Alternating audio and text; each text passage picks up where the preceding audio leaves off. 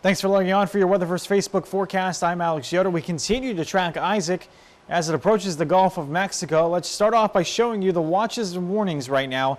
And the blue color you see here along the west coast, those are the tropical storm warnings. The red down to the south are the hurricane warnings for parts of Collier and Monroe County down to the south.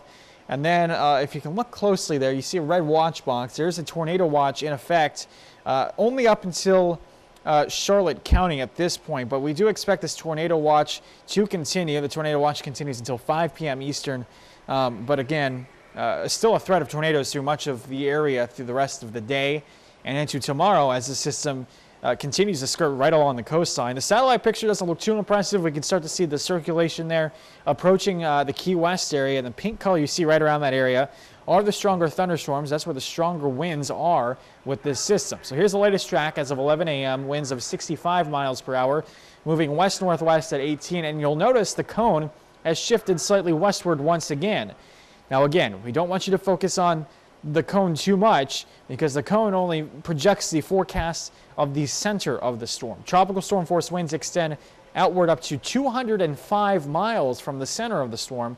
So certainly here in Sarasota and Charlotte County, we will be affected by the storm even though the center tracks well offshore. Now again, we do expect it to possibly become a hurricane later today and then potentially make landfall as a Category 2 hurricane. Again, the intensity forecasts aren't the greatest. We do the best they can. The National Hurricane Center does the best they can, but it's just out of the question that this could be stronger at potential landfall. And again, the landfall location, the potential landfall location has continued to shift further towards the west, and that has been because the computer models have been shifting further west. The majority of the computer models now suggesting landfall could be over New Orleans as we go through the middle part of this upcoming week here. And again, the intensity of this will change. And again, the track will change as well. Now, here's the local impacts. We will see squally weather, strong winds and heavy rainfall starting later today and lasting through the overnight period and into much of Monday. Winds will be tropical storm force. They will be pretty gusty at times.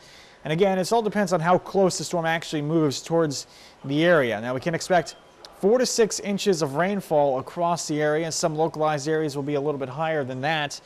And the possibility of isolated tornadoes, again, that tornado watch box should be extended further north throughout the day and over the next couple of days. And we can also expect high surf and a possibility of some storm surge, very similar to what we saw during Debbie as the storm moves a little bit further towards our north as we get winds on shore. Now, here's the expected highest gusts as we go through the rest of today and into tomorrow. You can see Sarasota and Charlotte County could see wind gusts upwards of 50 miles an hour. Of course, this is not sustained, but gusty conditions. Even higher hurricane force wind gusts way down to the south through the Key West area.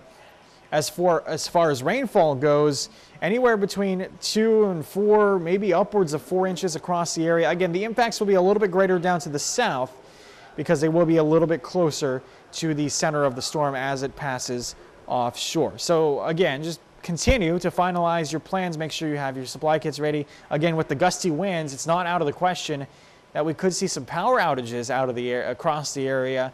So that is something that we could be dealing with later on throughout the duration of this storm. We will continue to have live updates on SNN Local News. And of course, if you tune in, you can see the latest information at the bottom of your screen.